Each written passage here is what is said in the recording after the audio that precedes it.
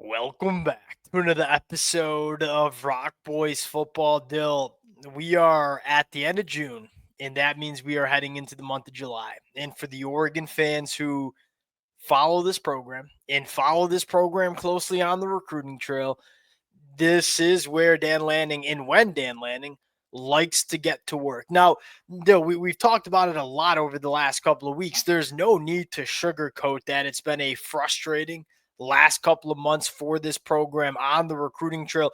But when you start looking at what this class might look like and the names that not only are still on the board for Oregon, but the names that are trending to Oregon, you realize this. Hey, is it going to be a 35-person class? No, it's probably not. But very similar to the 2025 cycle where Oregon only took 19 kids in that 2025 cycle, you're still looking at a damn good class. They'll go back to the 2025 cycle. There were zero non-blue chip commitments for Oregon in the 2025 cycle. So although the quantity was a little bit smaller, the quality of player that Oregon has brought in, very, very high. And look, I think the 2026 cycle, very similar where, yeah, look, Oregon has had some recruiting losses that, we might not be used to seeing. They're taking big swings, and they're taking big swings consistently. And when you take the swings that Dan Lanning has, sometimes you're going to lose and sometimes you're going to miss on some. Want to get into, all right, where does this class sit right now? What do they need to hit on over the next couple of weeks and months, and talk about, hey, what might this thing look like come the beginning of December when it's time to sign the papers? Because we know, like, they ain't many programs that close better than Dan Lanning and the Oregon Ducks over the last couple of years. And Dill, I'll say this one more thing, and we talk about this a lot. Oregon's going to be a good football team in 2025, and they're going to do it with a lot of young talent, and it's going to be a very attractive program. If some of these players, come November, early December, head coaching changes, coordinator changes, if there's some chaos that ensues in college football, of which there always is, this is going to be a very attractive spot for a lot of these high quality players that are maybe looking to find a new home before they sign their papers. Before we get into it, as always, the Oregon fans, appreciate you guys. And through the thick and thin, Dill, is probably the best way to describe it. Look, we've had a lot of highs talking this Oregon football team over the last couple of years. And look, over the last couple of weeks, we've had some lows, but the Oregon fans, y'all continue to show a ton of support to the fellas. Appreciate you guys. If y'all do enjoy the content, consider subscribing to the channel. Dill, without further ado, I want to get, because I want to give you the tee box and say, hey, what you look at Oregon and you look at what they're doing on the recruiting trail. What's your general vibe? What's your general take around this program heading into the month of July?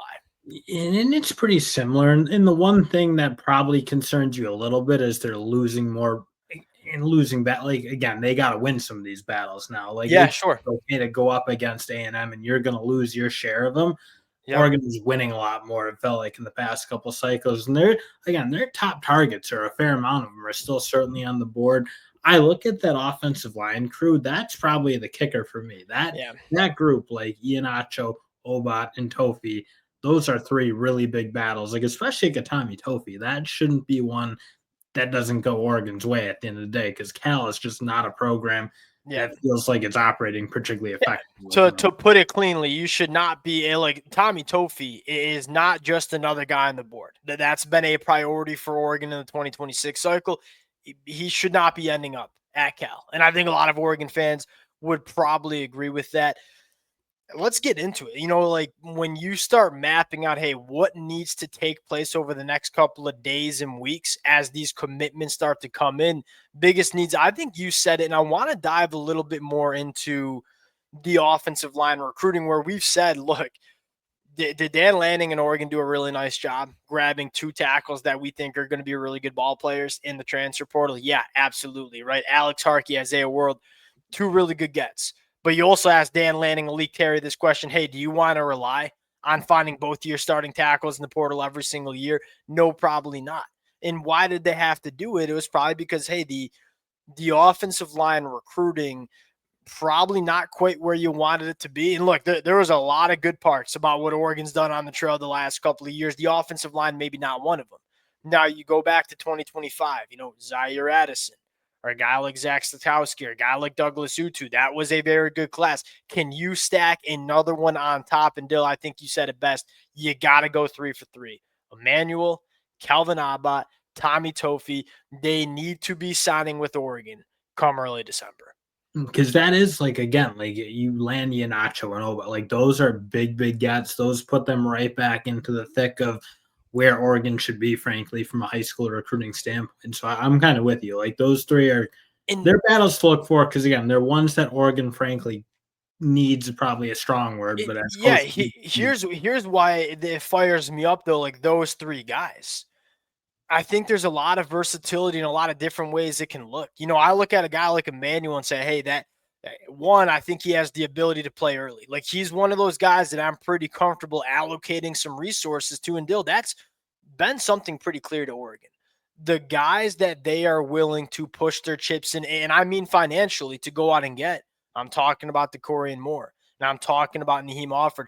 These are, go back to Mateo Yu. These are the guys that you feel good about playing early. I kind of say that with the guy like Emmanuel Iheanacho.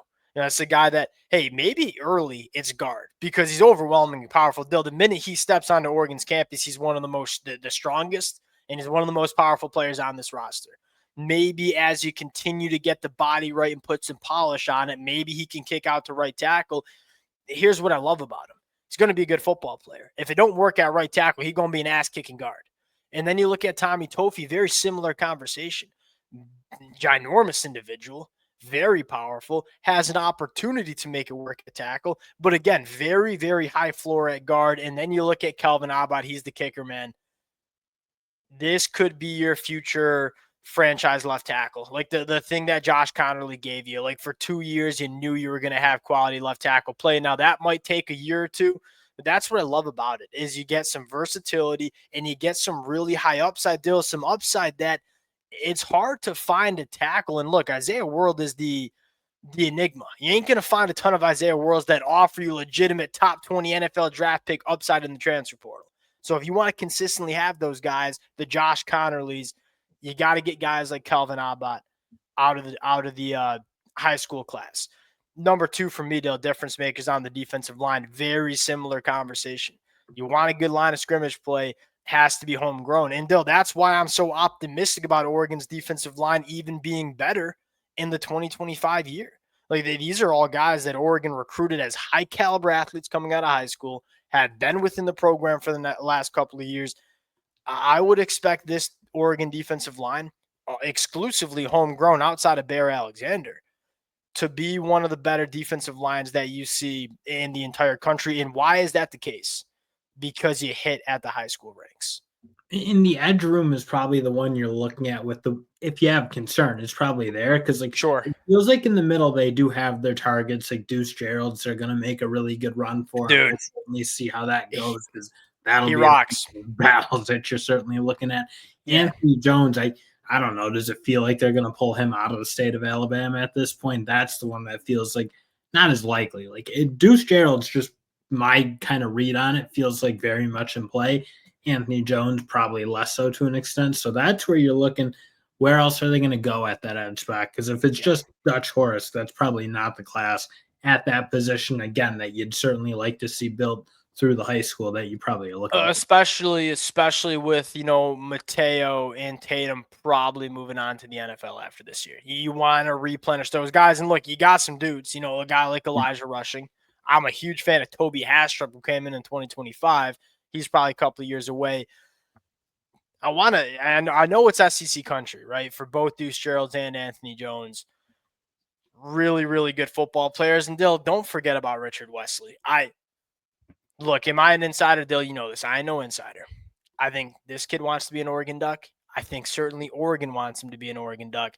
They ain't going to give up on Richard Wesley. At least in my opinion, they ain't going to give up on Richard Wesley until pen hits paper. And I think he might be the biggest target for Oregon in the 2026. That is the other thing. Like Oregon's never given up on anyone until Penn hits pay. Like for the guys that they want, they are a very effective late year or late in the process, maybe late in the cycle, I should say, Yep. kind of recruiter. It's like Naeem Offord was a guy they wanted. They And did not give up on him. And there were some other late flips that, again, we'll certainly see, especially because Oregon does have program stability that a lot of yeah, teams don't have. Like that's Dan Lanning still isn't going anywhere. sorry to interrupt you. I think that's so vital to keep in mind. Like, look at all these other programs that Oregon's having recruiting battles with, and it's Florida and Billy Napier, or it's Hugh Freeze and all. There's a lot of programs that have a lot of question marks about what their program's going to look like in 8 months. You don't have those question marks for Dan Lanning in Oregon. It going to look the same in 12 months as it does right now. I got Surrey talking to me. Dill, number 3, and I'll give you the T box here, linebacker. I feel like it's a position where Dan Lanning wants to grab that difference maker. I look at Tyler Atkinson and Nick Abrams and say, I feel like that's the kind of difference maker Oregon maybe has lacked over the last couple of years. And again, they're going to put themselves in the thick of it for those two, especially in a linebacker class that wasn't incredible. It didn't feel like coming out of high school. So, again, another one of those certainly not easy battles because Nick Abrams, Tyler Atkinson both kind of have the heavy hitters in the mix, if you Oh, go yeah. through the names, the Texases, the Yep. Georgias, the Alabamas, the Michigans, like teams that have been winning battles pretty effectively. So, again, we'll certainly see. It's a position I'm kind of with you. It feels like Dan Lanning, like going back to the Georgia days, Yeah. had such good linebackers and developed them so well. I think you'd like to see them be able to land really premier linebackers because it feels like a place to go. Again, under Dan Lanning, that linebacker should be able to really thrive. Dill, I know I said this for Clemson the other day. I'm going to say it for Oregon too. Tyler Atkinson. I feel like everybody's penciling him in to go to Georgia. And look, he very well might end up a Georgia Bulldog. Who do you think has the best relationship with this kid in the country? I think it very well could be Dan Lanning. Dan Lanning was recruiting this kid to Georgia back. I mean, Tyler Atkinson's been on the scene since he's been a middle schooler. Dan Lanning was recruiting him when he was in Athens. That relationship's been there for almost 6 years. And so I look at it and say, keep an eye on Tyler Atkinson. And that's a kind of linebacker that Oregon look, Oregon's done a good job recruiting linebackers. They haven't landed a guy that looks and plays like Tyler Atkinson. Here's the thing that I'll stress. Oregon is a program that has shown us time and time again that they're not only very willing to go into the transfer portal, they very effectively do so as well. But are the positions that I'm looking at are crucial for Oregon to get right in 2026, those have to be the positions where it's hard to address in the portal. Look, if you only bring in 2 wide receivers and Messiah Hampton and Gatlin Barrett, and don't forget, like Gatlin Barrett is essentially a 2026er. It's a blast from the past. He's going to be a freshman next year. You can go get a wide receiver in the portal. You know, you can go. I mean, Oregon's shown you they can go to the transfer portal and grab a quarterback. What's really hard to do, and I know Oregon's done it in the past, but it's very hard to do, grab tackles, grab defensive linemen. Make sure you go get those positions right. And if you get those positions right with Dan Lanning's ability to go out into the portal and evaluate portal additions, this team's going to be just fine. We've been saying this. This is the best way to close the episode. Look, the second that Oregon does not have a roster that I think can win a national championship will be the second I get concerned about Oregon on the recruiting trail. They're going to have a national championship caliber roster in 2025. They're going to have one in 2026. Once it doesn't look like a national championship roster, then you'll see me panic a little bit in terms of what's going on with Oregon on the recruiting trail. Close it out there. Hey, get the line of scrimmage right. Get the line of scrimmage right. Dan Lanning going to be fine. Appreciate you guys, and we'll talk to y'all later. Peace.